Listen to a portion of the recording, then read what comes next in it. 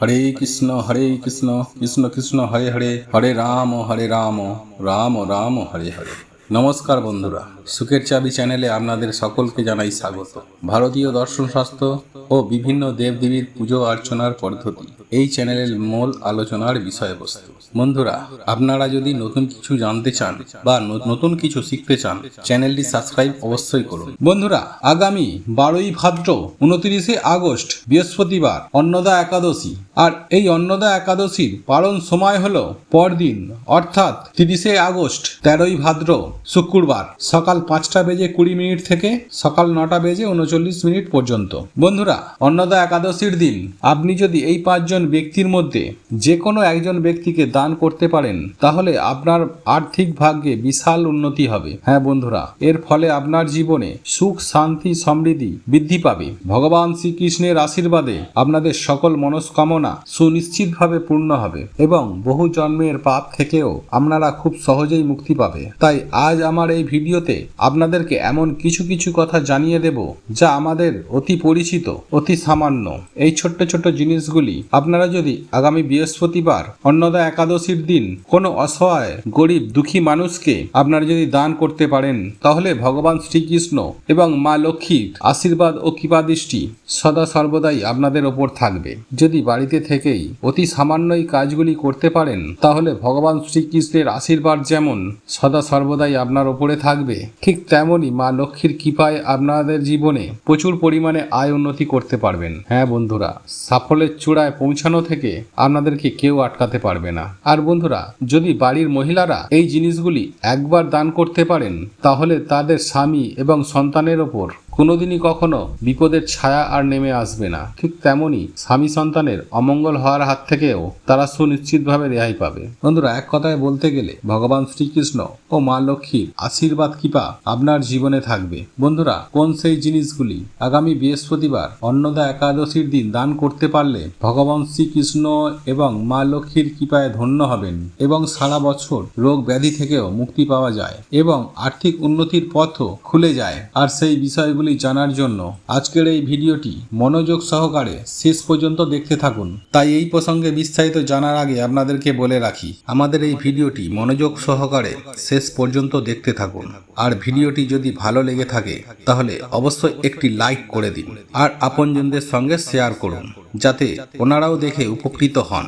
আর আপনি যদি আমাদের চ্যানেলে নতুন হয়ে থাকেন, তাহলে চ্যানেলটি অবশ্যই সাবস্ক্রাইব করুন আর পাশে থাকা নোটিফিকেশন বেল আইকনটি ক্লিক করুন, যাতে এই রূপ নিত্য নতুন ভিডিও যখনই ছাড়বো সবার আগে আপনার কাছে পৌঁছে যায়। তবে মূল আলোচনায় প্রবেশ করার আগে আপনারা যদি ভগবান শ্রীকৃষ্ণ এবং মা লক্ষ্মীকে ভালোবেসে থাকেন, তাহলে জয় শ্রীকৃষ্ণ রাধে রাধে এবং জয় মা লক্ষ্মীর জয় লিখে কমেন্ট অবশ্যই করবেন। তাহলে দেখবেন ভগবান শ্রীকৃষ্ণ এবং মা লক্ষ্মীর কৃপায় আপনারা দুজনারই আশীর্বাদ লাভ করতে পারবেন। যাই হোক বন্ধুরা, এইবারে আমি সবার প্রথমে যে জিনিসটির কথা বলবো তা হলো চাল। হ্যাঁ বন্ধুরা, এই মা লক্ষ্মীর স্বরূপা এই চাল যদি কাউকে নিবেদন করতে পারেন, তাহলে আপনারা যা চাইবেন আপনারা তাই পাবেন। বন্ধুরা, এই এক মুঠো চালের বিনিময়ে আপনার জীবনে কখনোই কোনো প্রকার অন্ন বস্ত্রের অভাব আসবে না, আর এটা আমি সুনিশ্চিতভাবেই বলতে পারি। বন্ধুরা, সেই সঙ্গে আপনাদেরকে জানিয়ে রাখি, আপনাদের পক্ষে যদি সম্ভব হয় তাহলে অতি অবশ্যই ভিক্ষুককে বা কোনো ব্রাহ্মণকে এক মুঠো চাল অবশ্যই নিবেদন করবেন। আর আপনাদের পক্ষে যদি সম্ভব হয় তাহলে 5 জন ছোট বাচ্চাকে নিমন্ত্রণ করে তাদেরকে আপনারা বাড়িতে নিয়ে এসে খাওয়ান। আর যদি আপনাদের খাওয়ানোর সামর্থ্য না থেকে থাকে, তাহলে অন্তত পক্ষে তাদেরকে জল বাতাসাও দিতে পারেন।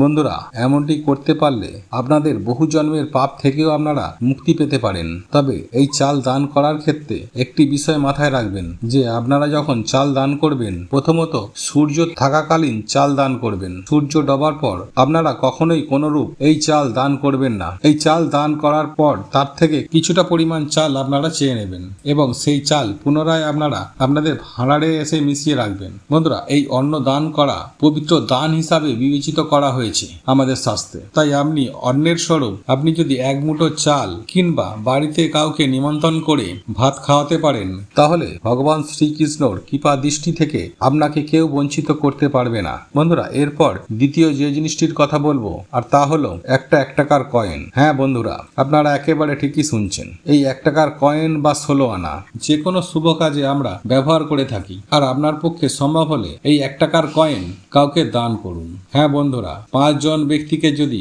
একটি একটি করে 5 টাকা দান করতে পারেন, তাহলে দেখবেন প্রভু শ্রী নারায়ণের কৃপায় সেই 5 টাকা 5 কোটি হয়ে আপনার জীবনে ফিরে আসে। তাই বন্ধুরা, একটি 1 টাকার কয়েনের বিনিময়ে আপনার জীবনে এবং আপনার সংসারে তথা আপনার জীবনে বহুগুণ অর্থের বৃষ্টি হবে, তথা আপনার জীবনে তথা আপনার পরিবারে টাকা আসবে হু হু করে, যা আপনারা গুনতে গুনতে হাঁপিয়ে যাবেন। বন্ধুরা, যাই হোক, এরপর তৃতীয় যে জিনিসটির কথা বলবো আর তা হলো নুন বা লবণ। হ্যাঁ বন্ধুরা, আপনারা শুনে হয়তো একটু অবাক হবেন যে লবণ কাউকে দান করবেন।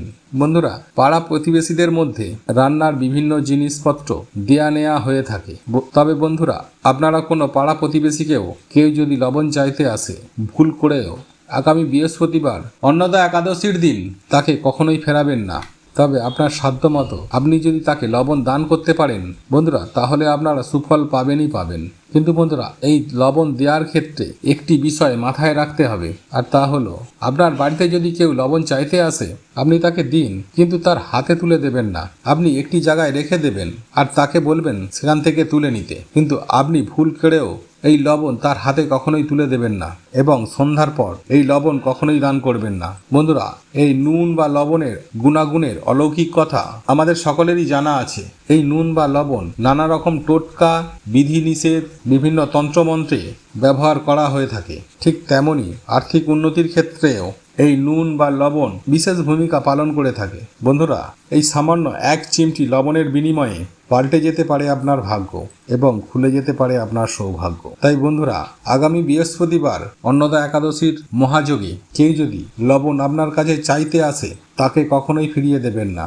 যাই হোক, এরপর চতুর্থ যে জিনিসটির কথা বলবো আর তা হলো বন্ধুরা, আপনাদের বাড়িতে যদি বাস্তু দোষ থেকে থাকে, অর্থাৎ আপনার গৃহে যদি প্রতিদিন অশান্তি কলহ ঝগড়াঝাটি লেগেই থাকে এবং জীবনে যদি সুখ শান্তির অভাব দেখা যায়, তাহলে বন্ধুরা কোনো একজন ব্যক্তিকে একটি পাথরের বাটি নিবেদন করতে পারেন। হ্যাঁ বন্ধুরা, কোনো একজনকে এই পাথরের বাটিটি দান করতে পারলে আপনার পাথরের ভাগ্যটি একেবারে খুলে যাবে। তাই বন্ধুরা, আপনারা যদি কোনো গরিব ব্যক্তিকে বা কোনো যদি ব্রাহ্মণকে পাথরের বাটির মধ্যে অন্ন নিবেদন করতে পারেন, এছাড়াও আপনার যেটি করবেন, একটি তামার ঘটির মধ্যে আপনি কোনো হতদরিদ্র গরিব দুঃখী মানুষকে এই তামার ঘটিতে জল নিবেদন করবেন। আর এমনটি যদি আপনারা করতে পারেন তাহলে আপনারা সুনিশ্চিতভাবে সুফল পাবেনই পাবেন।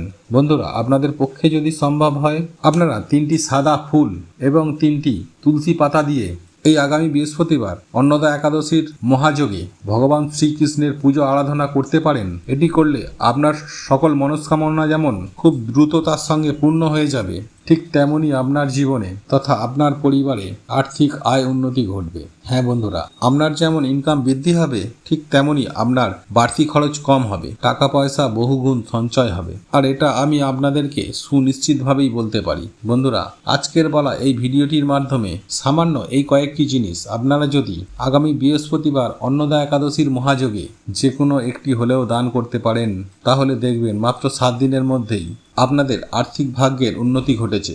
সর্বোপরি ভগবান শ্রীকৃষ্ণ এবং মা লক্ষ্মীর আশীর্বাদে আপনাদের জীবন ধন্য হয়ে উঠবে। বন্ধুরা, আপনারা প্রত্যেকেই জানি যে দান করা একটি পবিত্রতম কাজ, কিন্তু বন্ধুরা আপনারা কি জানেন বছরের বেশ কিছু কিছু দিনে এই সব জিনিস দান করতে পারলে খুবই ভালো ফল লাভ করা যায়, সেই সঙ্গে বহু পাপ থেকেও মুক্তি পাওয়া যায়। বন্ধুরা, ভিডিওটি এখানেই শেষ করলাম। আপনাদের যদি এই ভিডিওটি পছন্দ হয়ে থাকে তাহলে ভিডিওটি লাইক করুন, কমেন্ট করুন, শেয়ার অবশ্যই করুন। জানবেন আপনার একটি শেয়ার অনেক মানুষকে উপকৃত করবে। আর আপনি যদি আমাদের চ্যানেলে নতুন হয়ে থাকেন তাহলে অতি অবশ্যই সাবস্ক্রাইব করবেন। ভগবান বা ঈশ্বর আপনাদের মঙ্গল করুক। আপনারা সুস্থ থাকুন, ভালো থাকুন।